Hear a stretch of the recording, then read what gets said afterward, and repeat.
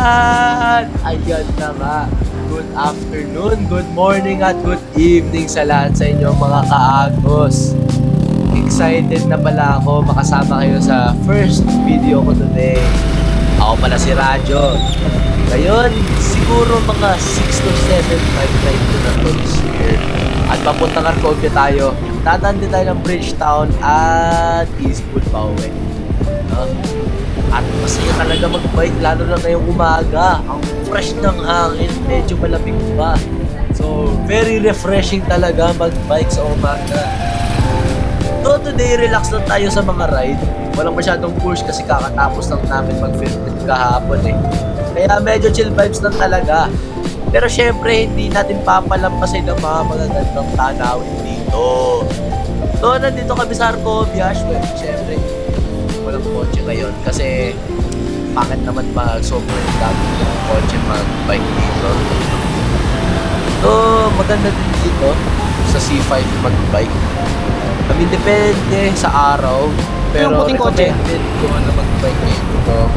Tumbukin mo yung puting kotse. So, madami din traffic dito sa may bandang intersection dito, pero chill lang. Masaya na rin kasi nakakita dito. Bukas sa may tabi ng motor. May naglalakad, may nagko-commute, may nagsikleta na rin. Isa pa, makapupo kayo magmaneho ng enjoy.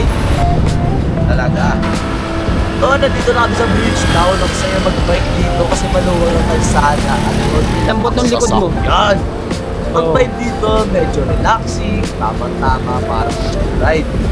At pwede na rin kumuha ng konting litrato para sa mga magagandang spots. Eh no, dahil itong bridge na to, ang ganda-ganda dito.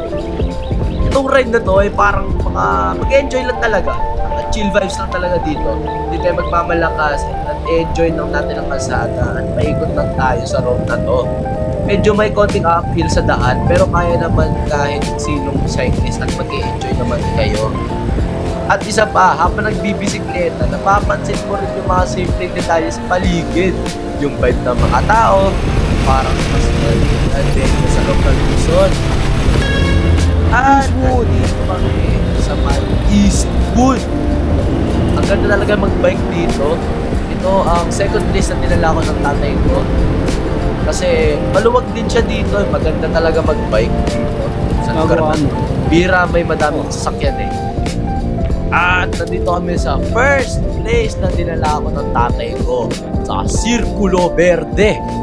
Saan talaga mag-bike dito? Absolutely zero traffic anytime, anywhere. So maganda talaga siya para sa mga beginners. So maganda talaga mag-bike dito sa mga kalsada kasi natututo ka talaga kung paano mo ipo-position yung sarili mo sa kalsada. No? Matututo ka kung saan ka dapat mo pwesto talaga eh. No? So nandito na kami ulit sa starting point namin. Mabilis lang naman yung ride, mga 1 or 1.5 hours. Pero full experience na din kasi sobrang dami nakikita sa daan. At syempre, hindi pwede na hindi natin i-share yung mga lit na picture ko sa Thank you for watching. Salamat sa panonood at sana na-enjoy nyo ang chill ride na ito kasama ako. See you sa susunod mga kaagos at huwag kalimutan mag-enjoy at mag-ride safe. Thank you!